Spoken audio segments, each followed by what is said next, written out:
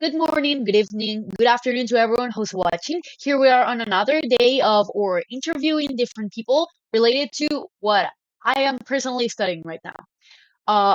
First of all, we're going to present the interviewed person here, who is Mateo Peralta. Hi, Mateo. Hi, Eva. It's great to be here with you. Thank you. First, please could you do an introduction of yourself and tell us what is your job exactly about? Sure. Well, I'm a graduate from law school in San Ignacio de Loyola University. And, well, as a student and now a lawyer, I basically take into account what really matters for our clients. I am a business lawyer, so basically I check onto legal stuff related to enterprises, mergers, acquisitions, contracts, all that stuff that we don't see on our daily basis. That's basically what I do for medium to bigger enterprises.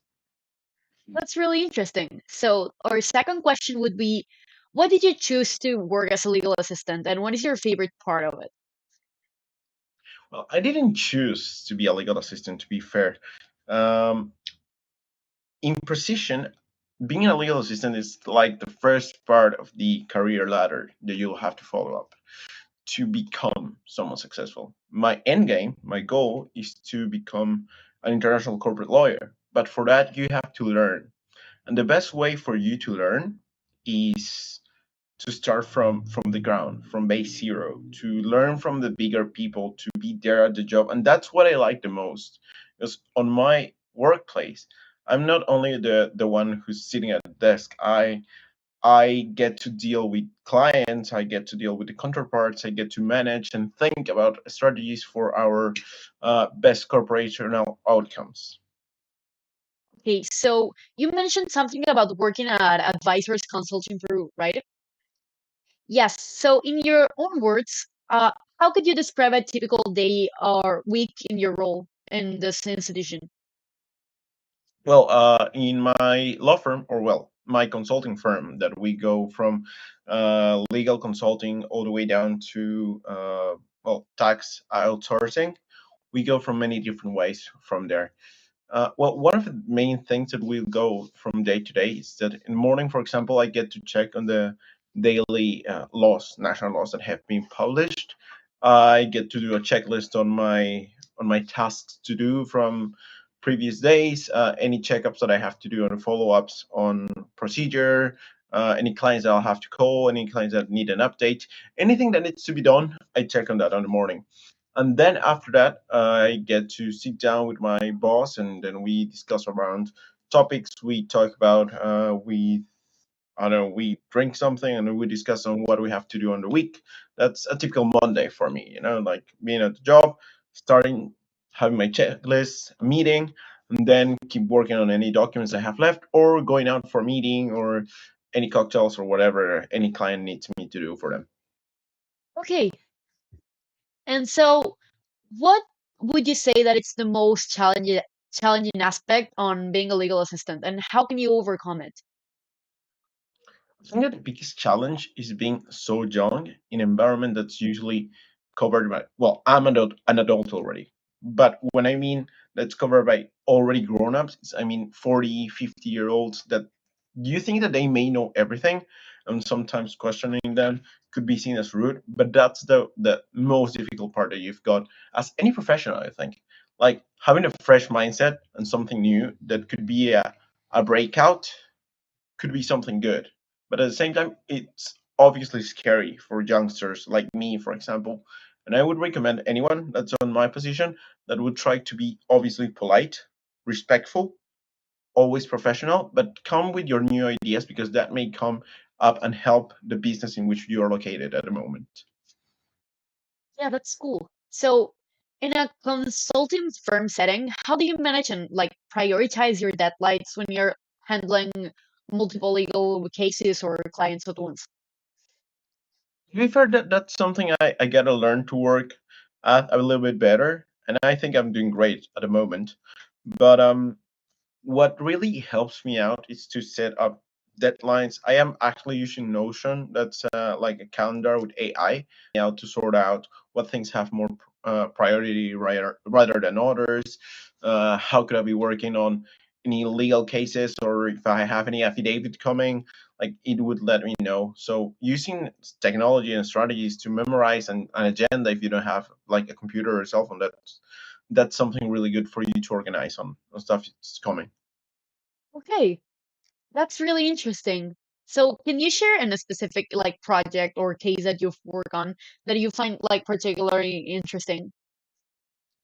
Well, to be honest, I cannot share as much because I Okay. have an NDA in a way, but I can give you surely details, few general aspects. For example, I am working with a big hotel, uh, a big brand actually, like worldwide known.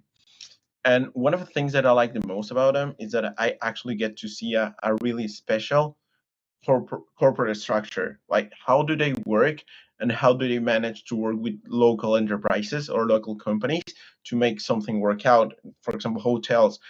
You may see, I don't know, for example, Marriott or Hilton or any brands coming up to you or Sheraton, but you don't know the structure behind it. You think that the operation is very simple. It's just like setting an administrator, a manager in order to do stuff. But no, there's a lot of requirements and stuff behind the walls that you need to learn. And there's a lot of money on the flow. So taking all of that's kind of exciting because you're like, okay, I can get a piece of cake of that if I make this process any easier. Yeah.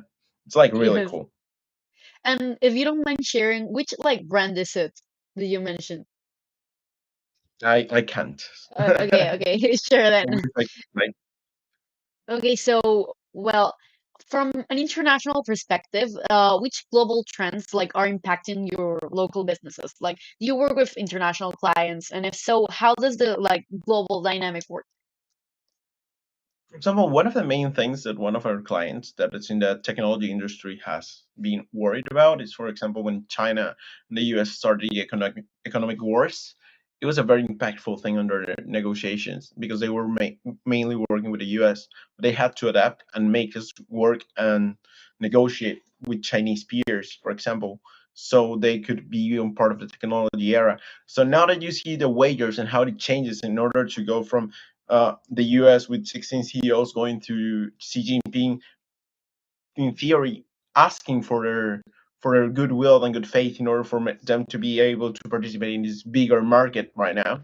That's something that I could say that is going to be a very impactful thing. Also, the Shanghai port, there is a saying that whatever happens outside your world it's going to impact you one way or another. It's part of the butterfly effect. So I think that every international aspect that goes on will affect one way or another in your enterprise, whether you see it or not. It's going to be an impact. For example, nowadays the dollar flows goes up and down, and sometimes that's not even because of Peru. It goes because all around the global economy.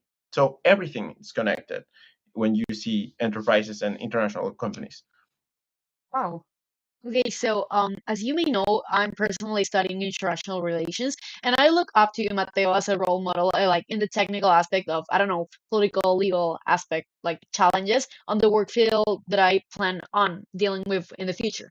Thus, in your role, how often do you see like international laws or treaties influencing Peru's local legal procedures?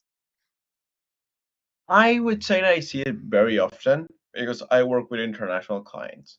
But for example, one way in which you could see it because I had a local client that was working on stuff, and they asked me, "Hey, the government is imposing this on me because they say that international courts should be more appealing than national, and that's why they're trying to condemn my enterprise, my company, because they think that because there's an international treaty, it should be bigger than the constitution."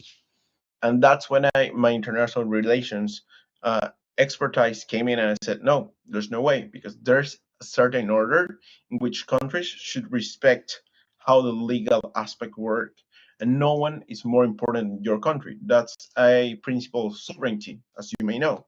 So international relations are very important nowadays. Now that we've got internet connection, we live in a globalized world. So all of that together makes the legal aspect even more connected to the international aspect of everything. Okay, and Last question, but not the least important one. From the standpoint as a legal assistant, how important are these like cross-cultural communication, like skills related to analysis, when dealing with corporate legal consulting? For me, it's been very important. I started all this way years ago doing MUN. So I started my legal analysis in international laws, international treaties years ago, more than 10 years ago now. So I would think that from what you asked, it's more of how you plan it to be. How are you going to manage your knowledge and your talents in order for them to guide the negotiations? Because I am a negotiator. I tend to work a lot with people, and my knowledge in international law, national law, corporate management, due diligence, and any other process that you may see in corporate law, in big law, are coming in hand with my personal skills to talk with people, to defend my ideas, to convince people to find a common ground. So it's not just about what I say and all the knowledge I have. It's also about how I should it to the other person. I know it's a bit aggressive to say you should, but it's one chance that you only have to do stuff. So whenever you want to manage something, you have to take your shot and do it right. Because your skills should be enough and you should be polishing them for you to be successful at what you do. And that's what I would say how Hey, it works. that's really inspiring. Thank you so much, Mateo. This would be the end of our interview. And anything else you would like to say, you would like to mention? Just that I'm very proud of you, Rafa, and I would like to see more of you Oh, for the next year. I'm glad that you chose me for this. Really. okay, thank you, Mateo. Take care. You too.